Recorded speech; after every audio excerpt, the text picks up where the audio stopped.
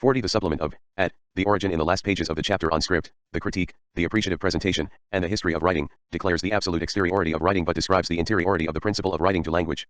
The sickness of the outside, which comes from the outside but also draws outside, thus equally, or inversely, the sickness of the homeland, a homesickness, so to speak, is in the heart of the living word, as its principle of effacement and its relationship to its own death.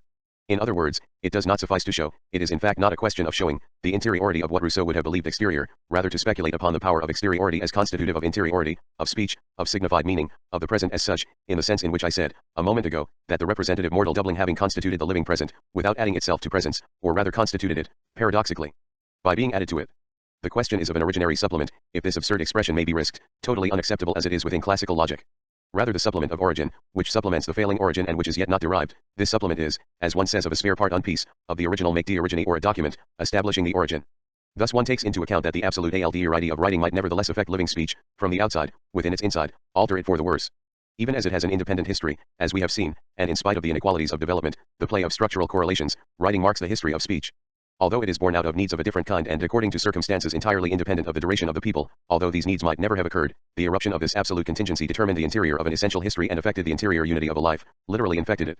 It is the strange essence of the supplement not to have essentiality, it may always not have taken place. Moreover, literally, it has never taken place, it is never present, here and now.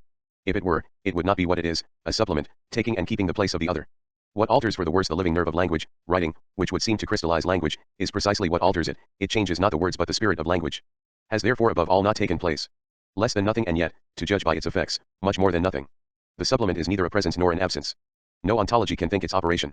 As Saussure will do, so does Rousseau wish at once to maintain the exteriority of the system of writing and the maleficent efficiency with which one singles out its symptoms on the body of the language. But am I saying anything else?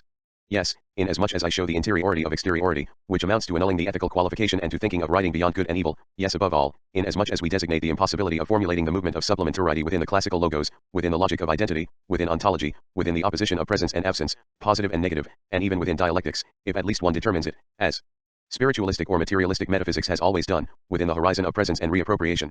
Of course the designation of that impossibility escapes the language of metaphysics only by a hair's breadth. For the rest, it must borrow its resources from the logic it deconstructs. And by doing so, find its very foothold there. One can no longer see disease in substitution when one sees that the substitute is substituted for a substitute. Is that not what the essay describes? Writing substitutes exactitude for expressiveness. Expression is the expression of affect, of the passion at the origin of language, of a speech that was first substituted for song, marked by tone and force. Tone and force signify the present voice, they are anterior to the concept, they are singular, they are, moreover, attached to vowels, the vocalic and not the consonantic element of language. The force of expression amounts only to vocalic sounds, when the subject is there in person to utter his from / of the supplement to the source passion. When the subject is no longer there, force, intonation, and accent are lost in the concept. Then one writes, one substitutes in vain accentual marks for accent, one bows to the generality of the law, in writing, one is forced to use all the words according to their conventional meaning. But in speaking, one varies the meanings by varying one's tone of voice, determining them as one pleases. Being less constrained to clarity, one can be more forceful. And it is not possible for a language that is written to retain its vitality as long as one that is only spoken essay, pp. 21-22. Thus writing is always atonal. The place of the subject is there taken by another, it is concealed. The spoken sentence, which is valuable only once and remains proper only to the place where it is, loses its place and its proper meaning as soon as it is written down. The means used to overcome supplementer this weakness tend to stretch out written language and make it elaborately prolix, and many books written in discourse will enervate speech itself.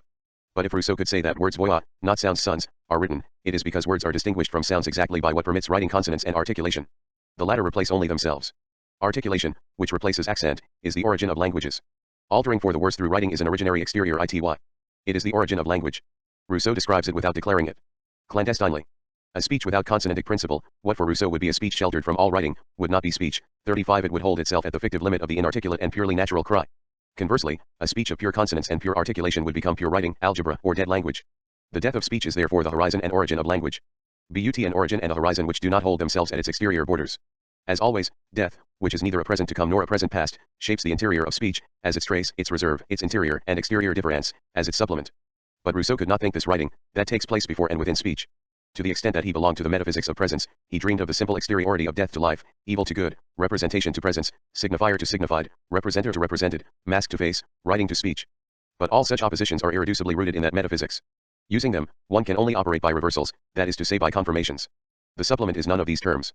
It is especially not more a signifier than a signified, a representer than a presence, a writing than a speech. None of the terms of the series can, being comprehended within it, dominate the economy of difference or supplement to writing. Rousseau's dream consisted of making the supplement enter metaphysics by force. But what does that mean? The opposition of dream to wakefulness, is not that a representation of metaphysics as well? And what should dream or writing be? If, as we know now, one may dream while writing. And if the scene of dream is always a scene of writing. At the bottom of a page of Emile, after having once more cautioned us against books, writing, signs, what is the use of inscribing on their brains a list of symbols which mean nothing for them, after having opposed the tracing of these artificial signs to the indelible characters of the book of nature? Rousseau adds a note, the dreams of a bad night are given to us as philosophy. You will say I too am a dreamer, I admit it, but I do what others fail to do, I give my dreams as dreams, and leave the reader to discover whether there is anything in them which may prove useful to those who are awake.